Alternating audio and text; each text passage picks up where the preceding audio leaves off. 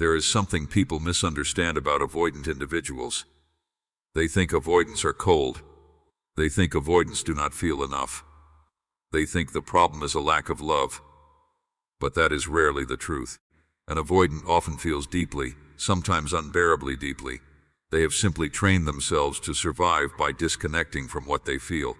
So when you tell them, "I love you," yes, it may matter, but love by itself can sometimes feel like pressure, like expectation, like a door closing in, because to someone who fears emotional engulfment, love can sound less like comfort and more like obligation.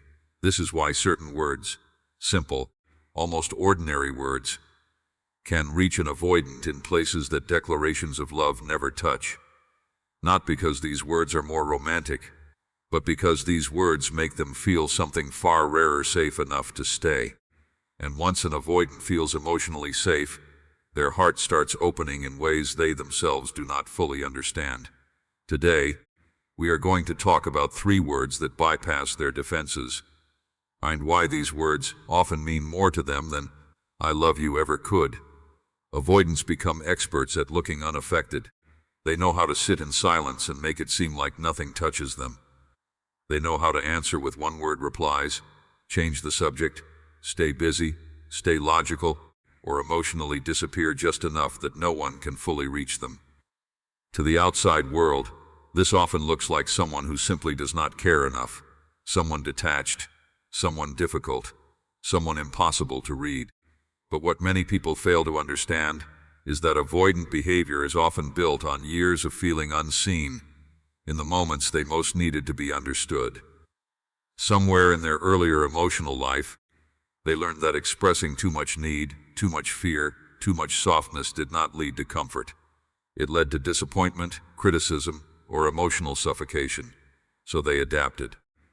They made self-protection look like independence. That means by the time you meet them in adult relationships, you are not just dealing with distance. You are dealing with a person who has become deeply identified with the idea that no one truly gets what is happening inside them. This is why misunderstanding cuts them more deeply than they admit. When someone says, "Why are you like this?" they hear judgment. When someone says, "You never care," they hear accusation. When someone says, "You are impossible to love," they hear confirmation of a fear they already carry. So they retreat further, because retreat feels safer than trying to explain a world they themselves struggle to articulate. But the rare moment someone looks at them, not just their actions, but the fear underneath those actions, and says, "I understand you," something shifts internally, not because all their walls instantly collapse, but because for once they do not feel reduced to the worst interpretation of their behavior. They feel the exhausting burden of self-defense loosen. Those words tell them, "I am not only reacting to your distance, I am trying to understand what made distance necessary for you." And that lands with almost unsettling intimacy, because an avoidant can handle someone loving the polished version of them. They are used to that. What they are not used to is someone recognizing the frightened, conflicted, guarded parts without trying to shame them for existing. Being loved can feel abstract. Being understood feels personal.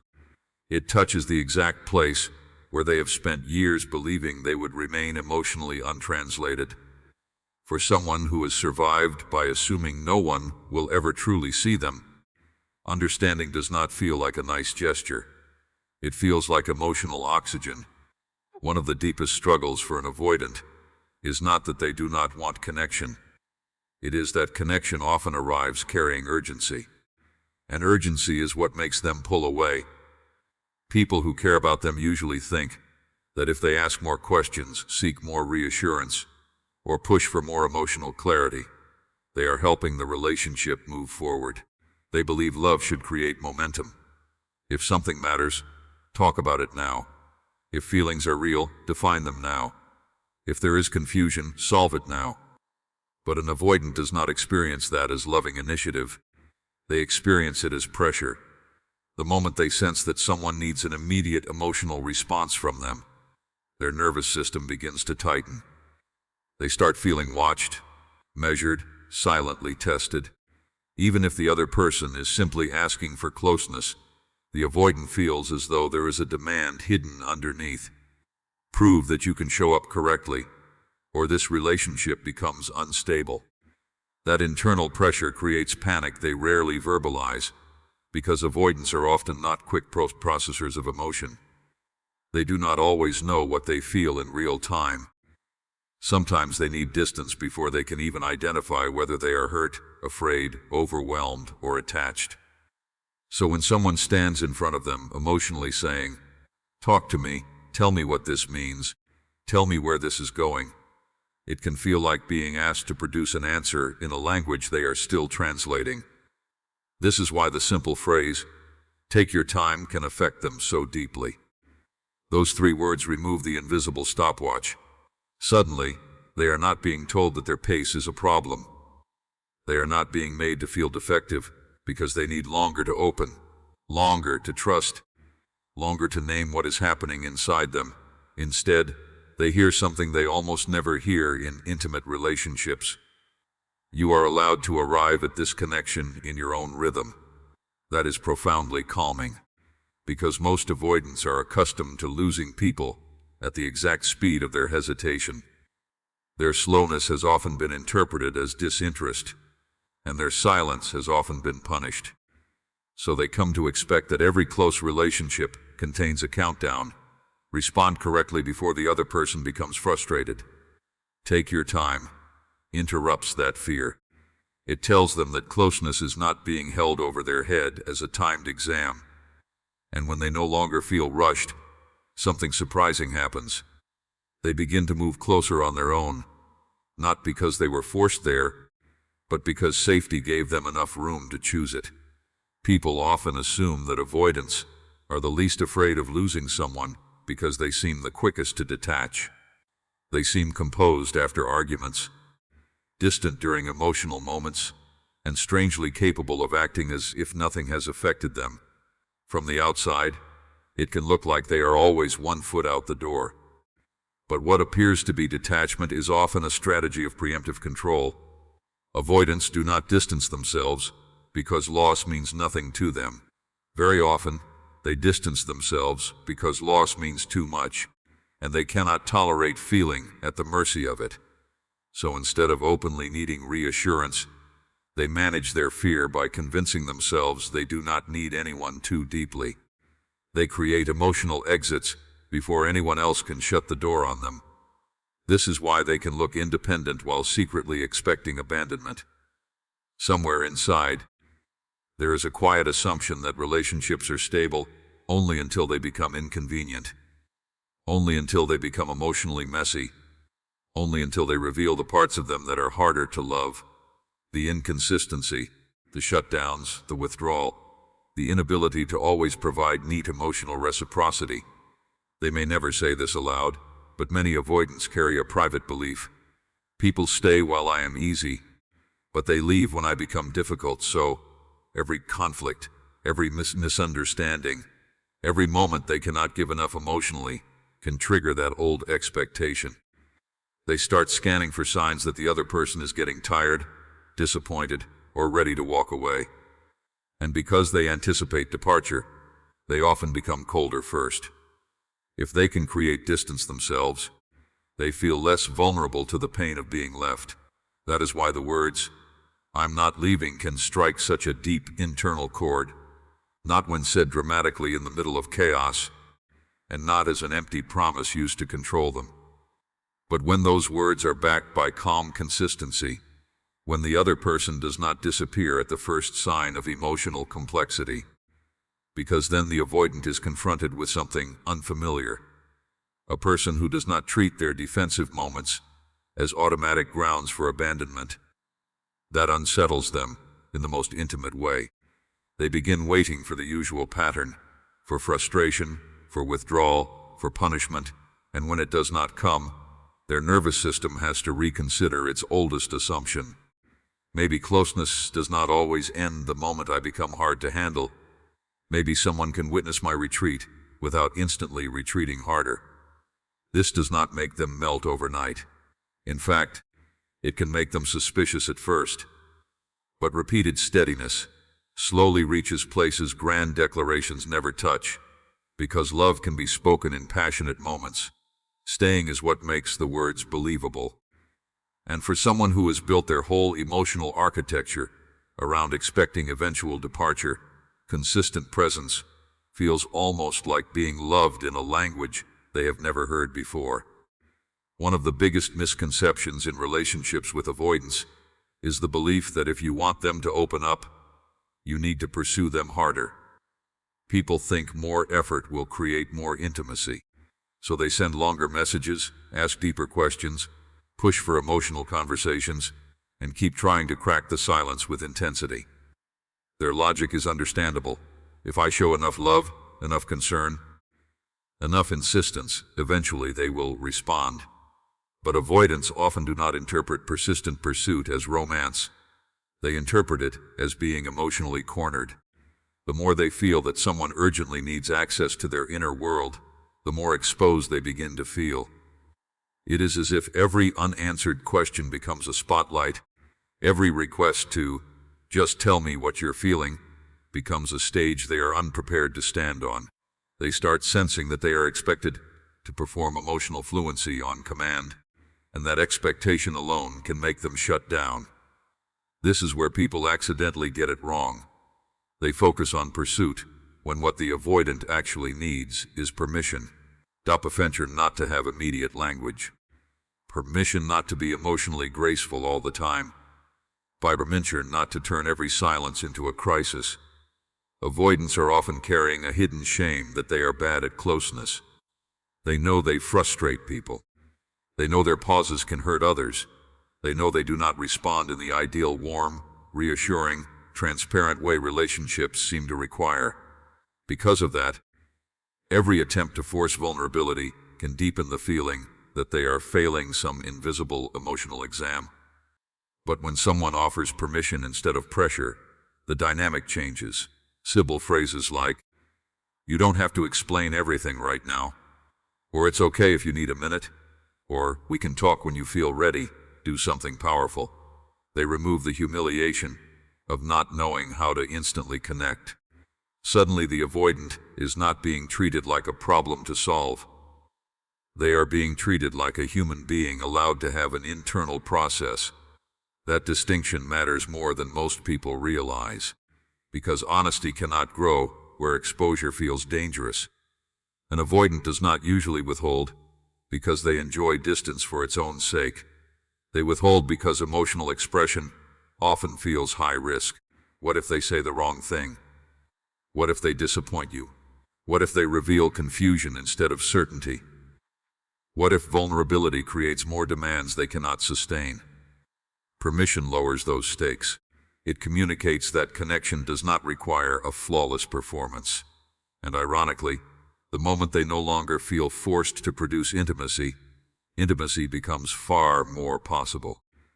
Not because they were chased into it, but because they were finally given enough room to walk toward it without feeling trapped. People often become overly focused on finding the perfect sentence to say to an avoidant, as if there is some secret verbal code that will suddenly unlock all of their hidden feelings.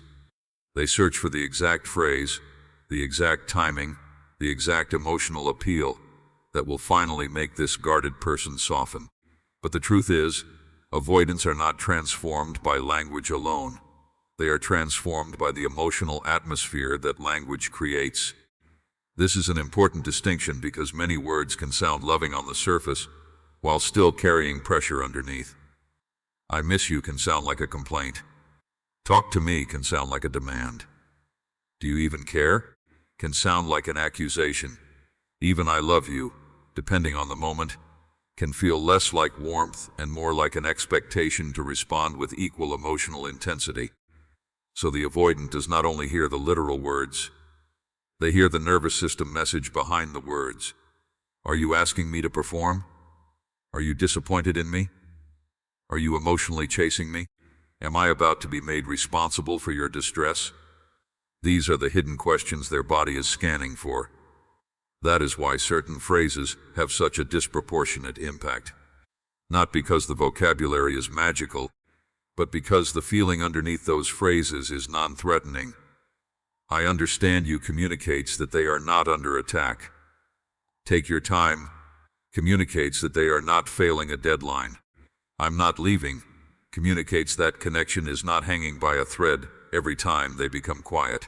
Each phrase lowers emotional alarm, and lowered alarm changes behavior.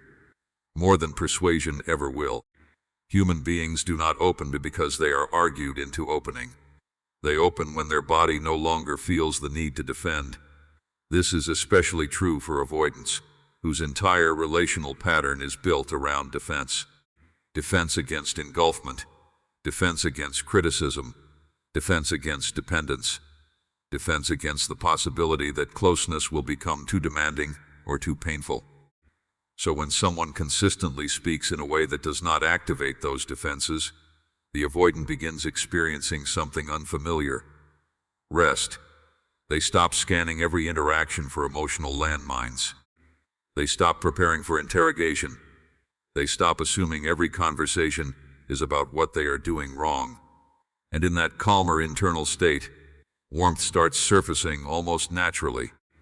This is why one person can know an avoidant for years and call them impossible, while another person encounters the same avoidant and sees tenderness, humor, effort, and vulnerability.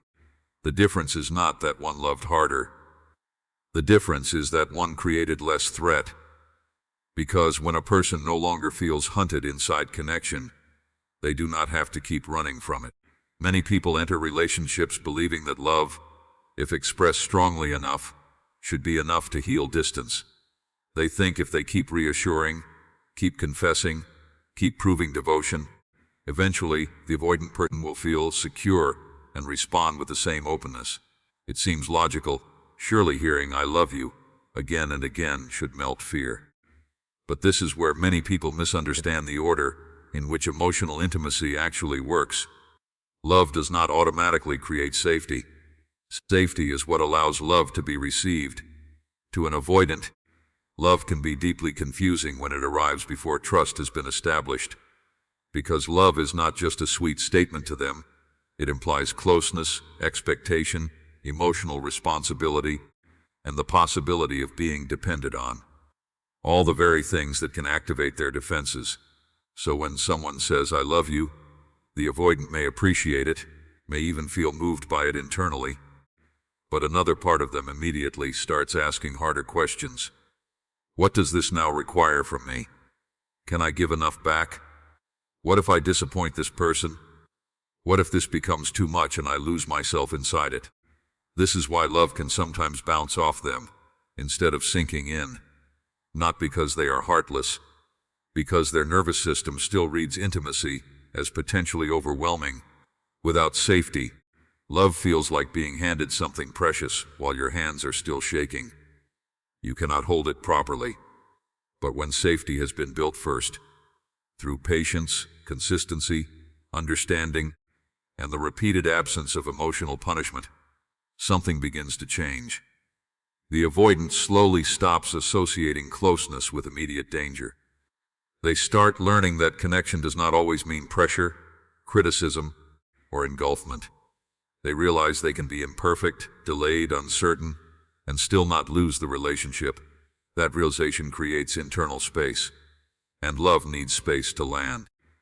Then suddenly the very words that once felt heavy begin to feel comforting.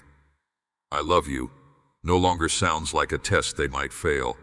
It no longer sounds like a demand for instant reciprocity. It starts sounding like something they are actually capable of resting inside. This is why the deepest shift with an avoidant is rarely produced by one grand romantic confession. It is produced by repeated moments where they discover, "I am safe here even when I am not at my best." Once that belief takes root, their affection often emerges in ways that surprise even them. They become more present, more verbal, more willing to stay emotionally engaged, because the issue was never an inability to love. The issue was that love had nowhere stable to settle. Give an avoidant safety first, and suddenly the heart you thought was closed begins responding to even the simplest forms of tenderness. like it has been waiting there all along.